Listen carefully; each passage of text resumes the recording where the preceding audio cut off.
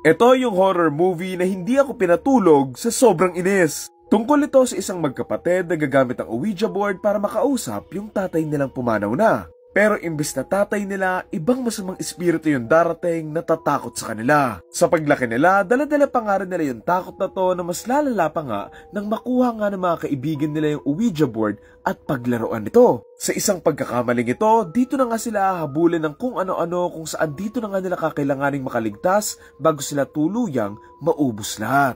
Title ng movie, Don't Sleep. Pagkatapos kong panoorin tong movie na to, para akong visionary sa my final destination eh. Habang pinapanood ko to, para lang ako nanonood ng mga AI videos na parang hindi ka na magugulat kung meron sumasayaw ng mga hayop or si Jesus biglang darating tapos may yayakapin. Horror movie to, pero imbes na matakot ako, yung nasa isip ko habang pinapanood ko lang to, paano nila naisipang i-release tong movie na to? Siguro pinagsama-sama na nila yung mga footage nila, tapos nilagay nila sa editing app, tapos nilagay ng AI, tapos sabi nila, okay na to. No offense sa mga gumawa ng pelikula na to but everything about this film is awful. Ito yung tipo ng movie na sa sobrang pangit, naging maganda, ito talaga, wala siyang redeeming qualities eh.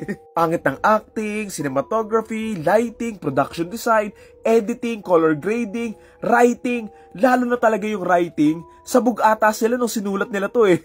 Hindi na ako magugulat kung sabog talaga yung writer na to. Kasi sobrang daming unnecessary parties dito na parang sabi ng writer and director, magpasok tayo ng mga inuman tsaka mga party scene. Sabi ng isa, paano natin ipapasok? Horror tong movie natin. Sabi niya, basta ipasok mo yan, kaya yan. Ang dami ding unnecessary nudity on this film to the point na it becomes weird and awkward din panoorin. Even the acting, pakiramdam ko nga dumampot lang sila ng mga random na tao somewhere tapos kinas nila sa may movie na to eh.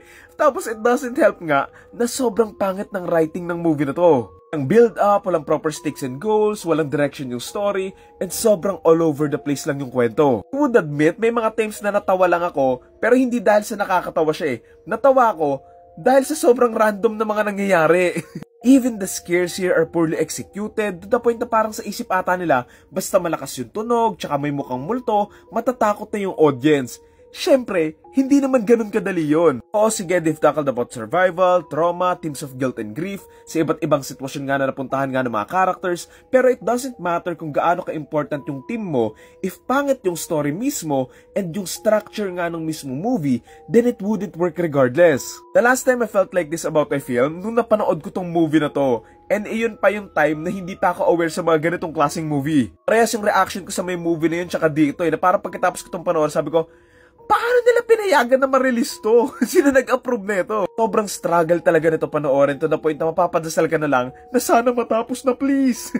Sana nga hindi na lang din sila gumamit ng mga chapter-chapter dito eh. Kasi it made the film much more confusing. Na-appreciate ko that they've tried to do like different stories in one film na magkakonekta nga doon sa may dulo, pero it doesn't work when yung unang story mo pa lang sobrang weak na. Yung klase ng movie na hindi na kayang masalba ng editing eh. Literal na reshoot yung gagawin nila dito. Back to the drawing board and everything ba? It's kinda sad kasi hindi naman ako nag-expect ng sobra-sobra from this film na sobrang baba na nga ng standards ko from this film.